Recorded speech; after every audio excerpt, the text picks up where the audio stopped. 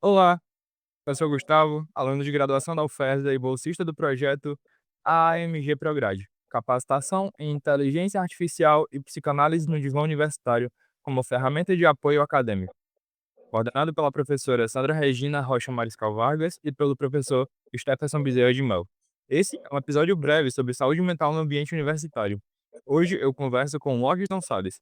Washington, muito obrigado por aceitar o convite e seja muito bem-vindo. Para quem ainda não o conhece, vamos começar por isso. Washington, quem é você e como a saúde mental entrou na sua trajetória profissional? Explica pra gente, por favor. Ô, Gustavo, prazerzão pelo convite aí da professora Sandra, estar conhecendo, conversando com você aqui.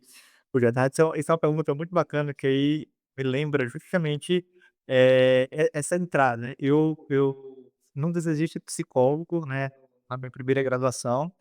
Eu venho de uma outra graduação, né, de uma graduação na área da gestão, mas eu fiz o meu mestrado na área interdisciplinar e trabalhei na época com jogos digitais de processos de atenção. E eu Nossa. precisei muito trabalhar com esses conceitos. E a minha orientadora, né, que é uma professora da UFESA, ela vem dessa linha, né, da saúde mental, e ela me apresentou, né, então quando ela me fez o convite para trabalhar com saúde mental, eu tive um susto, assim, gigante. Eu disse: "Professora, pela parte dos jogos, não, que aí é uma coisa que a gente gosta, que a gente vai, mas eu não sei nada de saúde mental".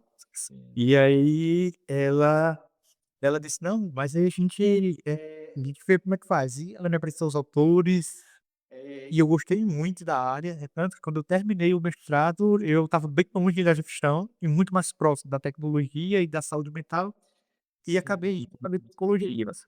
Sim, que legal.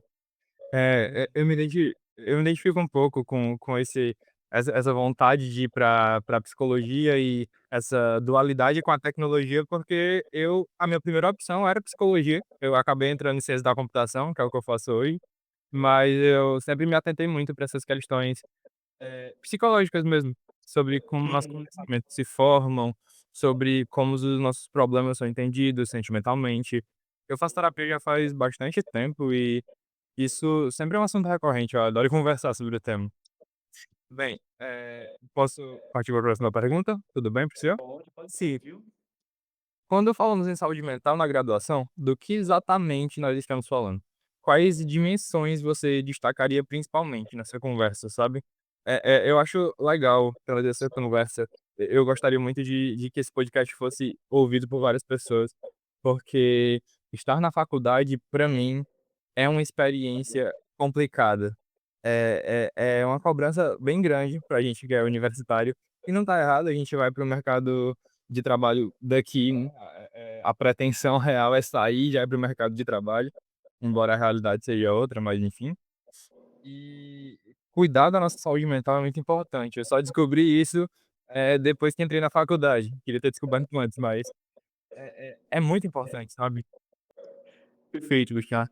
Assim, é interessante esse tema, né, quando a professora falou, eu disse: "Nossa, é muito bacana".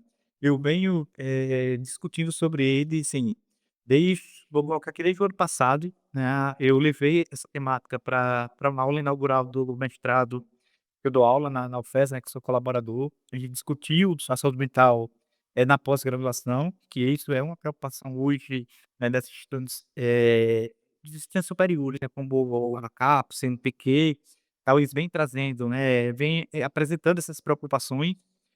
Esse ano eu já tive também um evento para falar sobre a saúde mental dos universitários, que é uma coisa assim, a gente tem um né, uma imagem, assim, uma ideia coletiva que estar na graduação são só flores, né, assim, que, porque está estudando, porque está no curso que queria e tudo mais e tal. Só que a gente esquece muitas vezes que entrar na graduação é uma quebra de mudança muito grande na vida de muita gente, né, Sim. porque assim, tem muita gente que vem lá do ensino médio, assim, em relação a sobre a amizade, o relacionamento, são relacionamentos muito longos, e às vezes você começa a estudar com alguém na primeira série, vai até o terceiro ano, as coisas são muito mais seguras, as responsabilidades são, eu não tô dizendo que não tem, mas elas acabam sendo compartilhadas ali com os pais, tudo. E quando a gente chega na vida universitária, isso muda, assim, completamente, né. Às vezes parece que a sensação quando eu tento imaginar assim, você vem segurado na mão de uma pessoa, né, até um certo ponto, depois você pensa: "Ó, agora é com você", e vai. E aí o aluno ele se depara muito com essa mudança, e acaba sendo mudança de gestão de tempo, mudança de responsabilidades, uma autonomia e disciplina que é muito mais cobrada, né, por parte da instituição, do custo, e às vezes isso na vida do universitário vem como uma avalanche, assim, de informações que ele acaba, às vezes, não sabendo gerenciar. E quando ele não consegue gerenciar, isso começa a virar adoecimento, né, e o aluno começa a ter, cair desempenho, às vezes ele fica frustrado do que tipo: "Ah, eu tô no curso que eu queria muito e não tô respondendo como deveria", né, por outras questões. Então assim, é uma discussão que eu acho que precisa foi muito recorrente, assim, dentro da universidade, principalmente pela questão de suporte, né, porque precisa acolher esses alunos também que apresentam, né, essas dificuldades, e não só dificuldades de aprendizagem, mas dificuldade mesmo de gerenciar tudo o que está acontecendo, porque senão daqui a pouco vai estar no mercado de trabalho, mas com as mesmas questões, mesmos medos, sentimentos, sem saber se auto-organizar. Então, assim, isso é uma discussão muito importante. É que ser adulto é muito diferente, né. É como o senhor disse, é quase como começar a dirigir bicicleta sem rodinha. Quando a gente era criança, todo mundo tinha rodinha na bicicleta. Perfeito, é. Depois que você tira, eu pelo menos ralei meu joelho inteiro, muitas vezes, enfim. Eu achei muito interessante no começo da fala do senhor sobre a faculdade, as pessoas que estão na faculdade, que são obviamente o mais importante de se falar sobre saúde mental são as pessoas. E é importante lembrar que a faculdade tem muitas pessoas diferentes, muitas pessoas diferentes, vindo de cantos diferentes. A UFES tem gente do Ceará, tem gente de Limoeiro do Norte, tem gente de Caicó, de enfim, tem de tanto canto. E, esse tema de saúde mental se aplica a cada pessoa de uma forma diferente, porque cada pessoa tem, né, o seu pensamento diferente. Muitas pessoas nem mesmo acreditam em terapia, ainda nos dias de hoje, e eu acho isso um absurdo. É E verdade. é importante a gente também ter esse tato de lidar com pessoas de formas diferentes, já que são pessoas diferentes. Então, Luiz, tem uma coisa, que eu, vejo isso na sua fala, eu já assim, que a gente acha que saúde mental, e até essa palavra, né, ela às vezes traz traz estranhamento, porque a gente tem muitos estigmas sociais. Então, assim, saúde mental para algumas pessoas é você falar sobre depressão, é você falar sobre ansiedade, é você falar sobre coisas que são ruins, ou sentimentos ruins na vida da pessoa. Mas, na verdade, né, como tem um pesquisador brasileiro que eu acho muito bacana, né, ele foi um dos que talvez os pesquisadores que, mais lutou, né, lá pela década de 70, de 80, que é o Paulo Amarantos, né, da luta antimanicomial no Brasil, e ele tem um discurso, né, falando que saúde mental é uma discussão de todos, né, assim, não é só, por exemplo, da psicologia, não é só da medicina, por isso que a instituição necessária também precisa discutir, dessa ideia da saúde mental, porque a gente precisa quebrar esse paradigma de que, só precisa de saúde mental em estar com sofrimento psicológico. Na verdade não, acho que tanto eu dou a clínica para os pacientes, eu gosto muito de psicoeducar, né, como a gente chama, a ideia de que saúde mental tá ligado com 3 fatores que são extremamente importantes, e para a vida universitária eles são, assim, são cruciais: sono, alimentação e exercício físico. E um desses, especificamente, a gente tá falando sobre depressão, a gente tá falando sobre saúde, né, porque, é claro, se eu me alimento bem, se eu consigo dormir bem, e se eu pratico exercício físico, eu vou ter um tripé aí que vai me sustentar mentalmente, para que eu possa, como é que eu posso para que eu possa superar as adversidades da vida que vão chegando, as dificuldades que vão chegando, então sim, mas se eu tenho esse tripé bem organizado, eu acabo tendo dificuldade mentalmente. Por isso que existe o adoecimento mental, que é essas discussões do que pode causar essas dificuldades à vida da pessoa, mas a saúde mental a gente está falando, né, prospectando essa ideia de que eu posso estar me auto-organizando para que as coisas corram bem. Sim. As pessoas geralmente quando a gente fala sobre saúde mental, elas entendem mais sobre os transtornos mentais ou sobre todas as questões. Sendo que saúde mental é literalmente sobre você cuidar de si mesmo, você, eh como eu posso dizer, fazer a manutenção do bem-estar da sua cabeça. Acho que é sobre isso que a gente tá falando. É bom até porque isso pode engatar a próxima pergunta nessa mesma linha aqui. Na experiência do senhor, quais fatores mais pressionam alunos universitários hoje?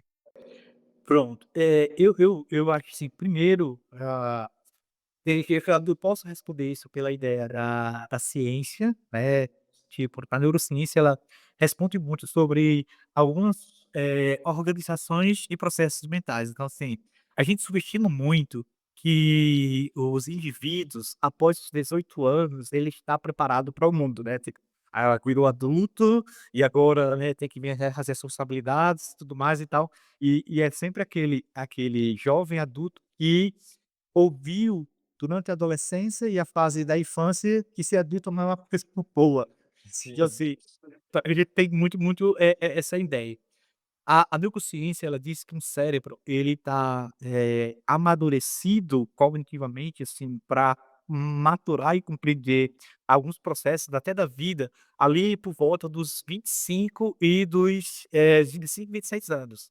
Então assim, vejo que um universitário ele entra na faculdade muito antes que isso, né, a gente tem, eu já tive, por exemplo, alunos com 17 anos, né, já na faculdade. Então vejo que é um cérebro ainda que está em formação, então eu acho que talvez uma das coisas que são mais subestimadas é esse amadurecimento mesmo. Então assim, a cobrança que vem em cima, às vezes, do universitário, talvez seja uma cobrança muito além do que o cérebro dele Sim. consegue, maturar, né, consegue elaborar aquele processo ali.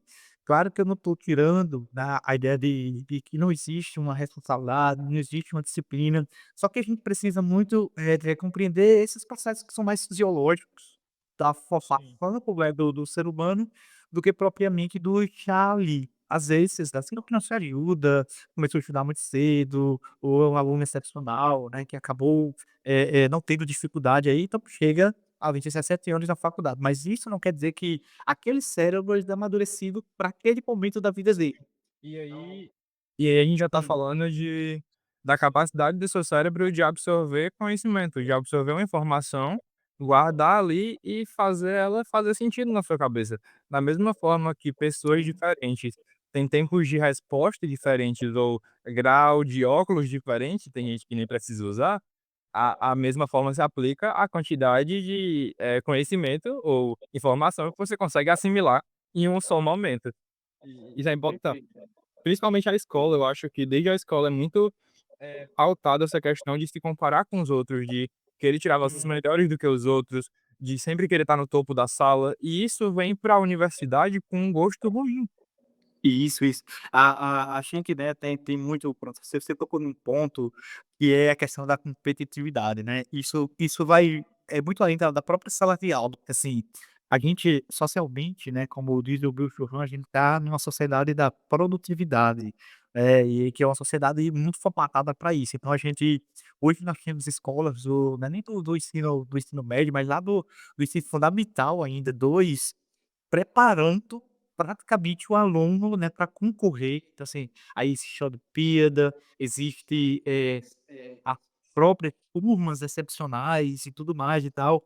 Então, assim, você vai criando, né, uma cultura competitiva que acaba, se que naquele momento ali pode ajudar, sei lá, no sentido de formar aquele aluno, só que lembrando para o cérebro não amadurecido para essa fase.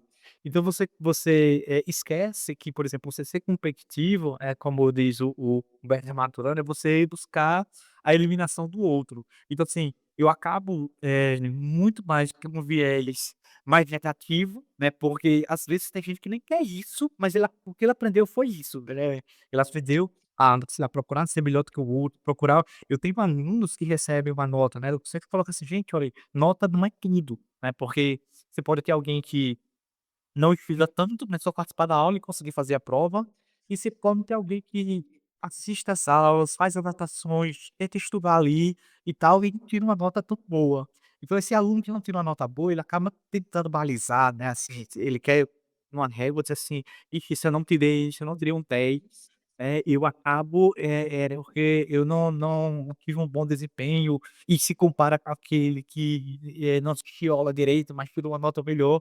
E isso acaba trazendo uma série de dificuldades que, ao invés de servir como experiência para o que eu posso melhorar, para o futuro, acaba virando um adoecimento, porque a pessoa começa a gerar pensamentos negativos.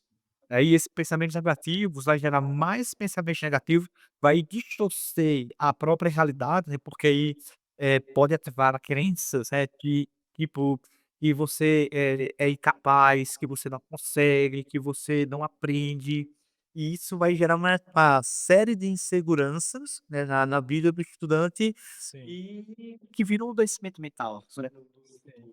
Muitas vezes o estudante entra até num ciclo de, por não achar que tem capacidade de fazer as coisas, não fazer as coisas. E aí, como ele não faz nada, ele se sente incapaz. E vai sempre desse jeito. Eh, eu acho que também é importante falar sobre porque eu percebi que meu amigo tá começando a ter esses pensamentos ruins, sabe. Que tipo de ajuda eu posso dar para as pessoas que eu gosto, que acabam tendo esses problemas, esses sentimentos por causa e com relação à faculdade? Perfeito, cara.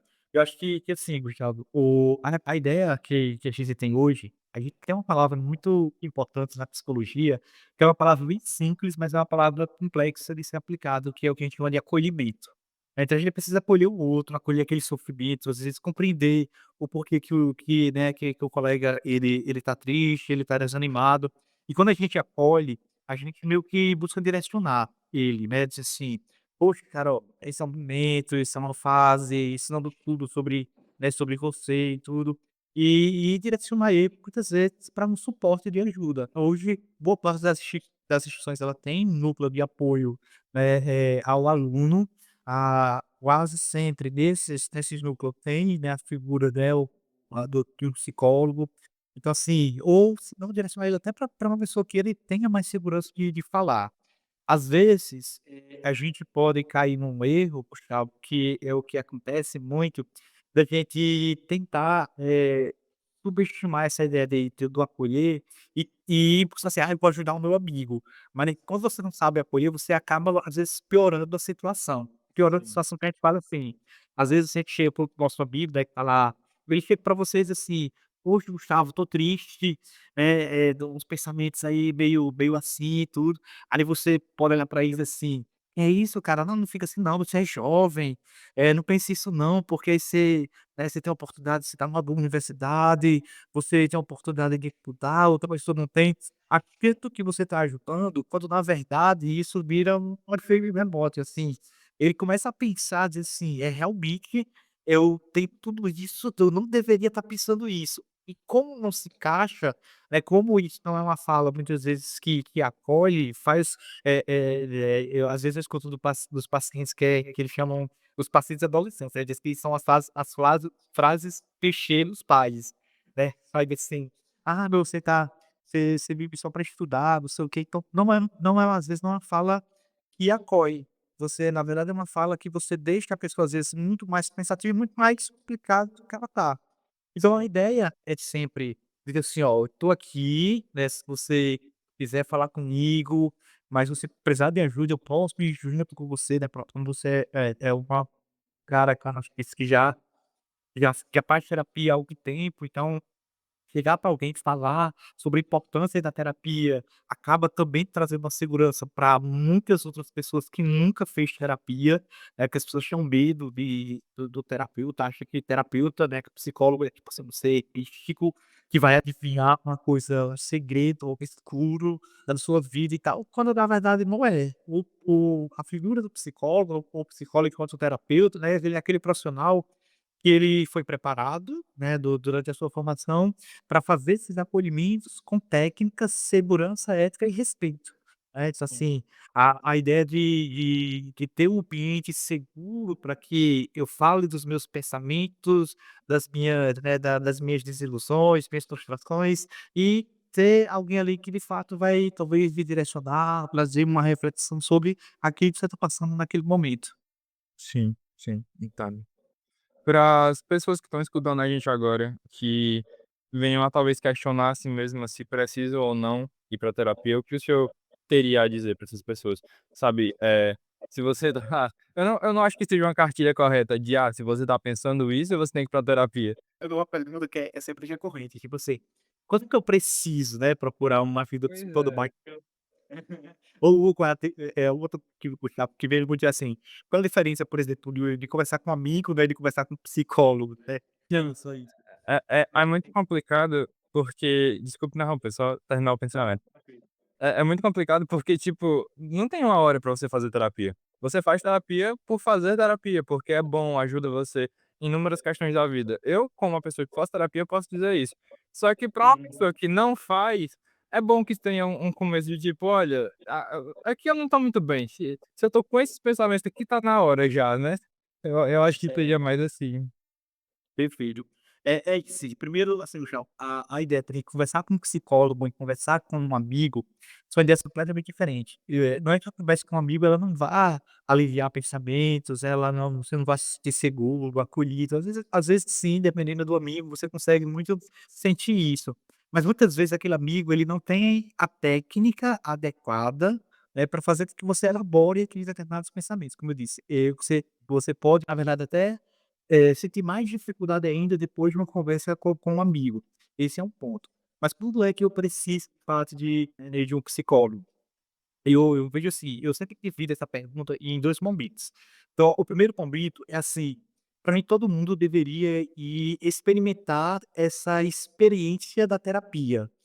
Você veja que a gente estamos no Brasil, o Brasil ele é um país muito, culturalmente, assim, machista, né, muito, com uma cultura daquela ideia de que, principalmente homem não precisa, Me choca e tem que ser forte. Sim, sim. A gente cresceu com essa cultura de aguentar as coisas calado, porque você tem que ser forte. justamente, que você procurar um psicólogo é coisa de doido, são mais ou menos Já escutei várias vezes isso. eu digo para os alunos assim, eu ministro a disciplina de psicologia do trânsito, e eu falo para os alunos: "Olha a importância que o psicólogo do trânsito tem, porque talvez o único momento, né, que às vezes um indivíduo vai ter presente ali na figura do psicólogo é quando ele faz a avaliação da CNH. Tem gente que no Brasil, ele não tem outro momento na vida dele com o psicólogo a não ser esse momento ali. Então, isso só para falar o quão é difícil, às vezes, a busca. Então, quando é que eu preciso do psicólogo? O primeiro momento é quando, por um processo de autoconhecimento, então eu vou, eu sempre digo assim, a gente, evolui, no nosso desenvolvimento ao longo da nossa vida em várias etapas. A gente é criança, tem uma cabeça, a gente é adolescente, tem uma cabeça muito mais complexa, a gente se torna um jovem adulto ali, e onde, né, algumas mudanças, por exemplo, como a vida universitária ela chega, e a gente tem a fase adulta e a fase da velhice. Então, assim, vejo que são momentos muito importantes que traz, às vezes traz reflexões, às vezes traz inquietações, às vezes traz questões éticas e morais e tal. Então, assim, para que eu possa elaborar isso, seja muito importante a figura de um psicólogo. Esse é um ponto. O outro ponto é assim, eu sempre digo que nós seres humanos fomos desenvolvidos biologicamente para sermos resilientes. Se a gente for pegar a história evolutiva da humanidade, em muitos momentos a gente conseguiu se sobressair, né, de determinadas dificuldades, adversidades, então assim, nós somos preparados para isso coletivamente. Só que no mundo que nós estamos hoje, isso se torna muito mais complexo, esse processo de resiliência, né, de elaboração. Então, eu às vezes preciso de um profissional, né, naqueles momentos que eu tentei sozinho e eu não consegui, né, imagine, a gente falou sobre os pensamentos, eu sempre coloco assim, os pensamentos, negativos, eles vão chegar primeiro do que qualquer outro pensamento, porque isso está muito ligado com a nossa questão biológica de sobrevivência. Então, quando eu fico sobreativo, eu tenho uma falsa sensação de controle e de segurança, só que muitas vezes, como o cérebro ele não tem técnica específica, para lidar com aquele pensamento, ele vai gerar mais pensamentos e o indivíduo ele vai perder o tempo presente dele, ele vai caminhar em 2 tempos, ou no passado, né, com os flashback ou a ruminação dos pensamentos, ou no futuro, que a gente chama, né, de criação de cenários, como traduzido por ansiedade. Então o indivíduo ele não está conseguindo mais viver o tempo presente, ele está preso nesses 2 momentos aí, buscando por uma solução que muitas vezes ele não vai conseguir mais sozinho.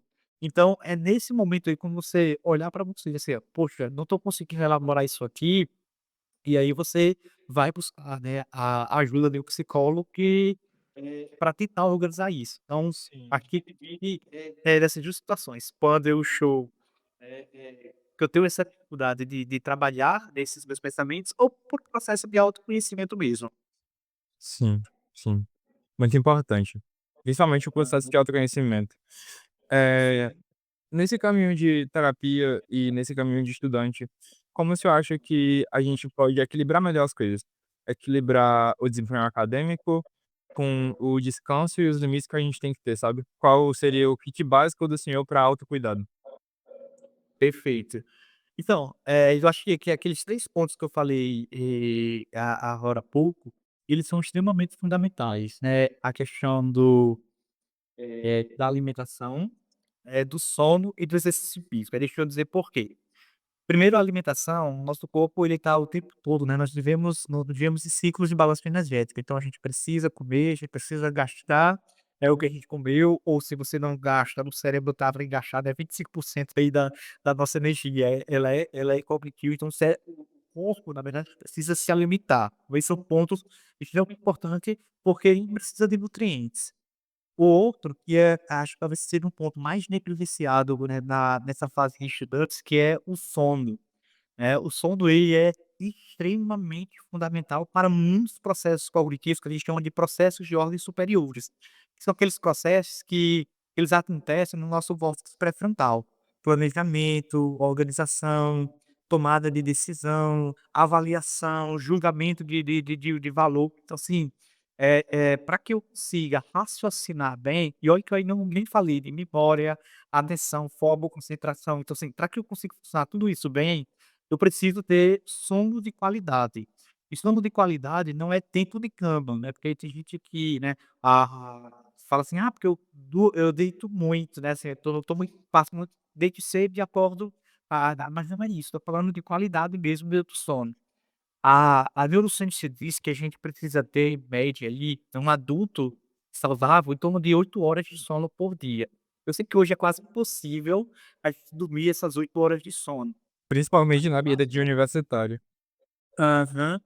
Mas o máximo que eu conseguir dormir, Gustavo, vai ser extremamente importante, porque o sono, ele primeiro, ele regula o nosso humor, nosso processo de atenção, ele regula, né, substâncias, né, quando a gente dorme, o cérebro ele faz uma lavagem, de substâncias, por exemplo, como adenosina, como, cortisol, que vai para o cérebro, e são altamente corrosivo para aquelas dificuldades, aquelas vezes que a gente tem de aprendizagem: "Ah, não estou conseguindo aprender", você vai ver porque a pessoa não dorme bem.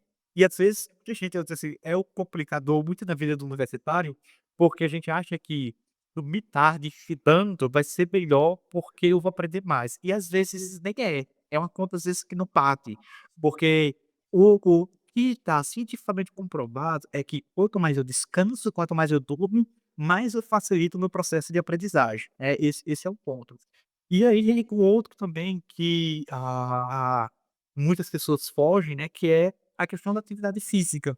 E quando eu falo atividade física, eu não me refiro a especificamente a ir para academia, eu estou falando de uma atividade que seja, frequente e regular na vida da pessoa, que não pode ser para uma caminhada. Só que ela precisa ser recorrente. Porque o nosso organismo ele precisa muito, de um movimento mais conectado com a perspectiva da saúde, que é aquela ideia de quando você caminha, quando você corre, quando você vai para uma academia, o movimento do corpo ele é diferente de quando você anda ou de quando você trabalha. E aí ele gera substâncias que são extremamente benéficas, como noradrenalina, dopamina, serotonina, e isso faz com que seu cérebro se sinta melhor, isso faz com que você durma melhor, isso você consegue ter uma organização da sua vida, né. Sim, acho que tudo isso além do sentimento de estar satisfeito, porque toda vez que você Uhum. está em atividade física, uma caminhada longa, ou que você consegue terminar todo um treino da academia, é um sentimento de satisfação muito grande quando você termina. Sim. Aham. E isso mesmo. Eu sempre digo assim, Gustavo, que o cérebro ele é muito como um músculo. Tem uma área bem no meio do cérebro chamada de núcleo accumbens. Ele é aquela área que ela é responsável, assim, por fazer algumas avaliações, principalmente em relação ao esforço da gente, e dizer assim: "Ó, é bom, é não bom". Se você acostuma ela a não se esforçar, então ela vai sempre tendenciar a não esforço, porque o cérebro ele não quer esforço, porque o cérebro ele quer botar energia. São princípios da sobrevivência desde quando a gente se fez presente na face da terra.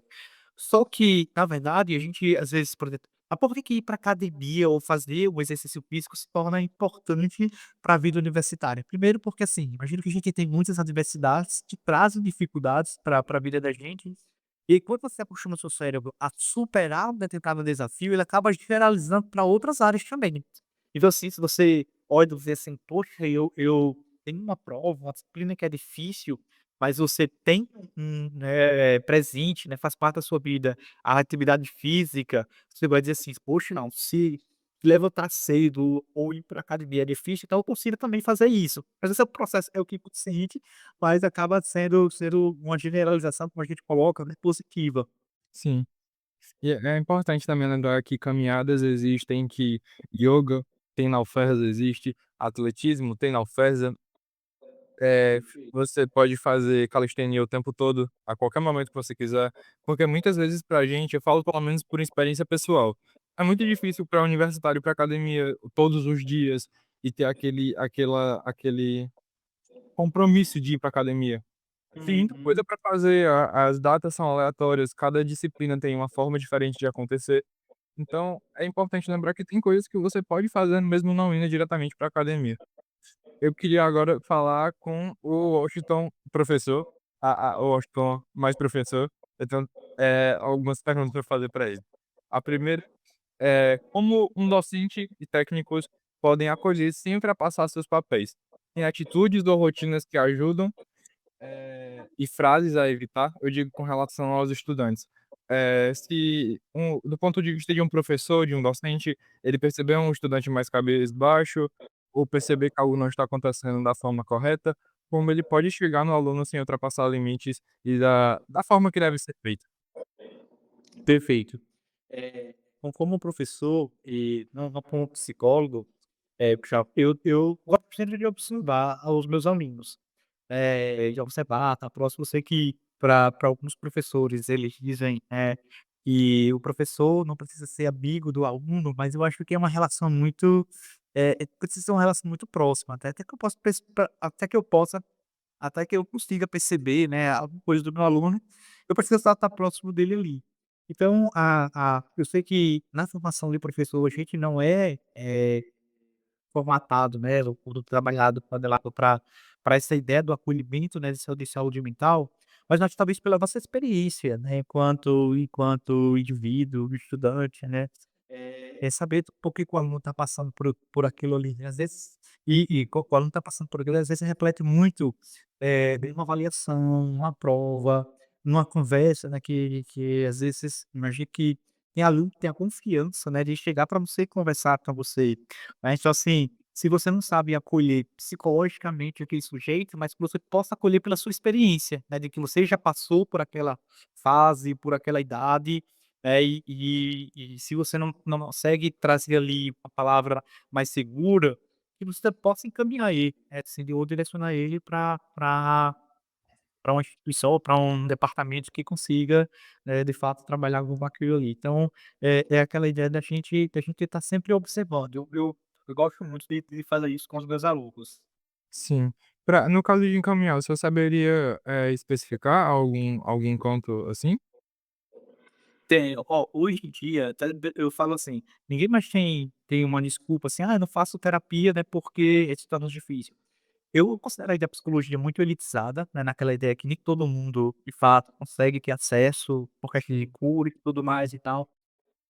Mas sim, ó, aqui em Mossoró, a gente já tem algumas instituições, né, que elas oferecem esse serviço, ou a um valor social, como a gente chama, né, ou totalmente gratuito, né. Então nós temos, instituições privadas, aonde tem um curso de psicologia, você tem, uma clínica escola.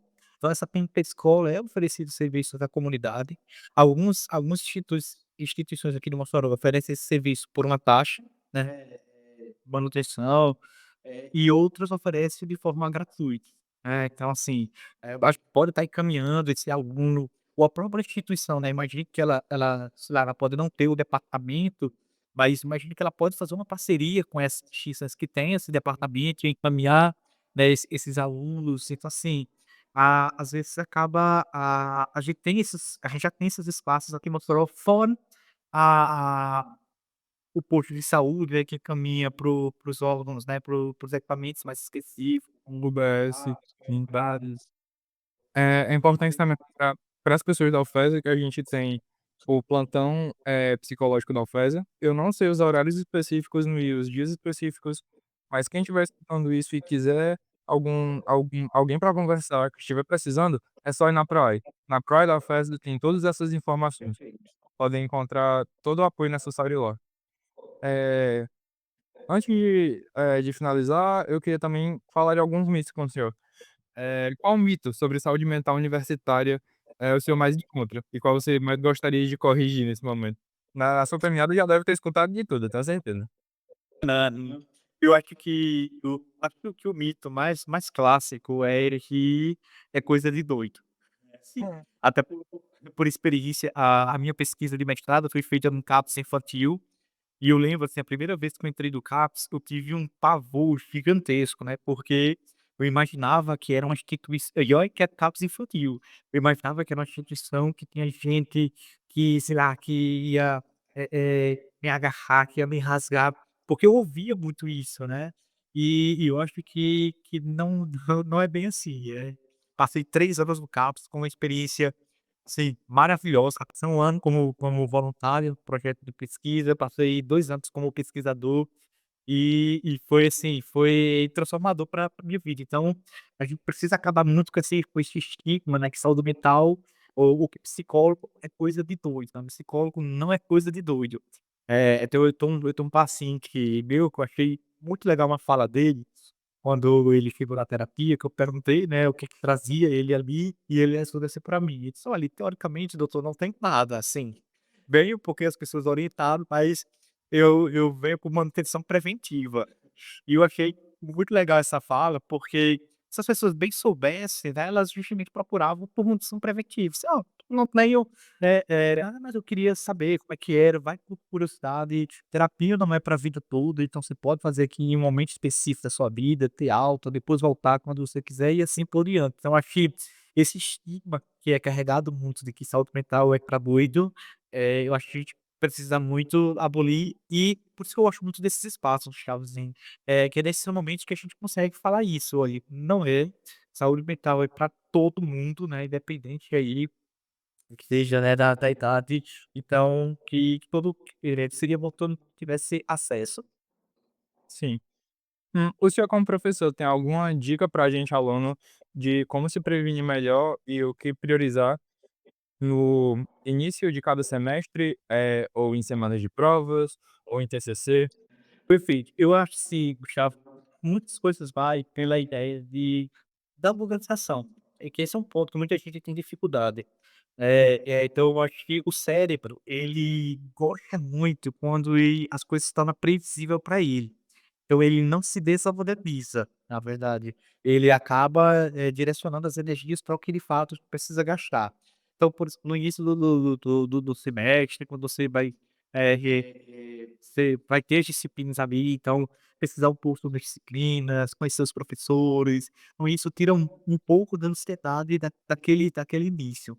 No período de prova, eh a disciplina, né, no sentido de você saber que estudar em cima dessa hora vai lhe causar ansiedade, então assim, É buscar essa organização antes, a gente sempre diz assim, não, você não precisa estudar muito todos os dias, mas você estudando, né, se organizando ali para esses picos que você tem mais dificuldade, tirando um momento, 40 minutos, 1 hora aí para você rever o conteúdo, né, fazer aquela que a gente chama de da técnica espaçada, né, em relação ao conteúdo, então acaba facilitando muito. A avaliação em si, ela já traz um pouco de ansiedade, porque ele é natural. Sempre que a gente vai ser avaliado, a gente fica com ansiedade. A ansiedade, ela é natural na vida da gente, né. Então, assim, que aí esse é um outro ponto que depois de dar já fazer uma autoconvite. Eu posso vir depois pra gente falar só sobre Seria incrível, seria incrível. Conversa se a gente puder escalar outro episódio sobre ansiedade, seria bem bacana também.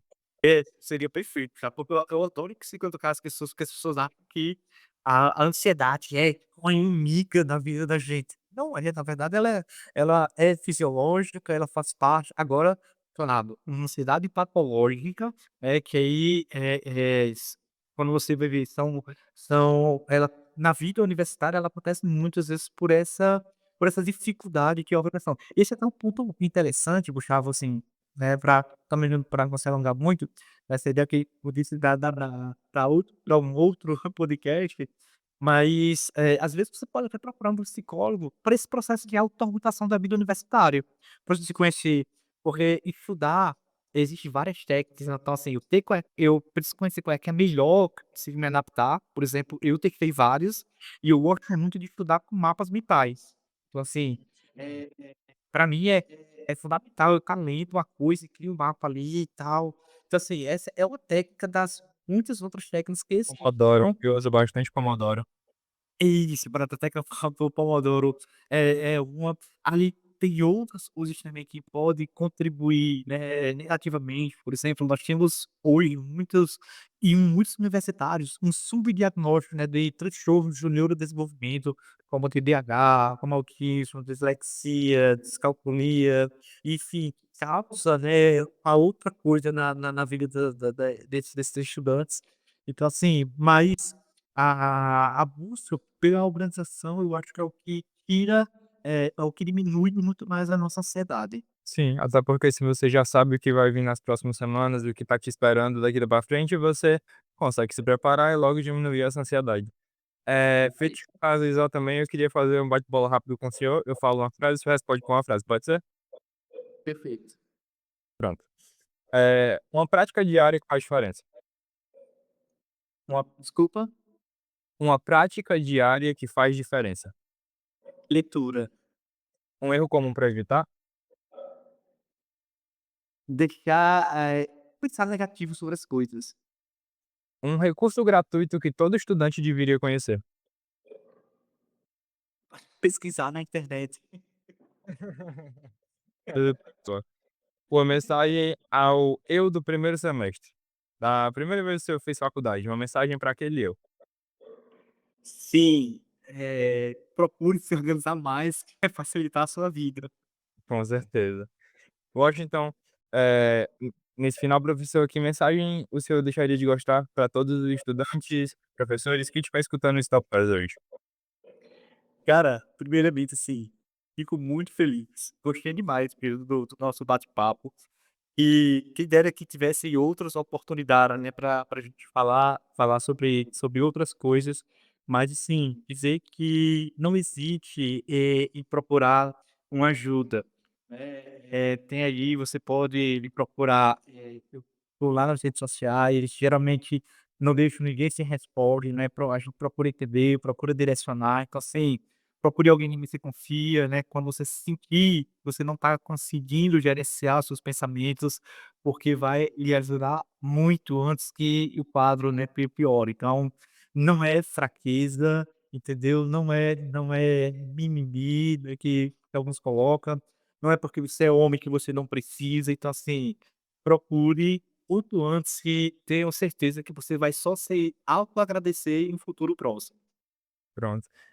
Eu queria também falar que eu não conheço o senhor desde agora, eu conheço o senhor de outros carnavais. Eu fui no Pint of Science, que o senhor fez uma palestra sobre inteligência artificial, não sei se você lembra disso. Ah, lembro, sim, que Nossa. massa. Eu estava lá, eu vi essa palestra, foi incrível, enfim. Poxa, então, muito obrigado pela conversa, por todas as orientações. Para quem tá ouvindo a gente, procure ajuda, não tenha vergonha. Conversar não leva ninguém a nada pior. Conversar resolve muitas coisas. Eh, Fale com seus colegas e é isso. Cuidem de si mesmos e eu espero estar aqui de novo o mais rápido possível para trazer um pouquinho mais de conversa para o dia a dia de vocês. Obrigado.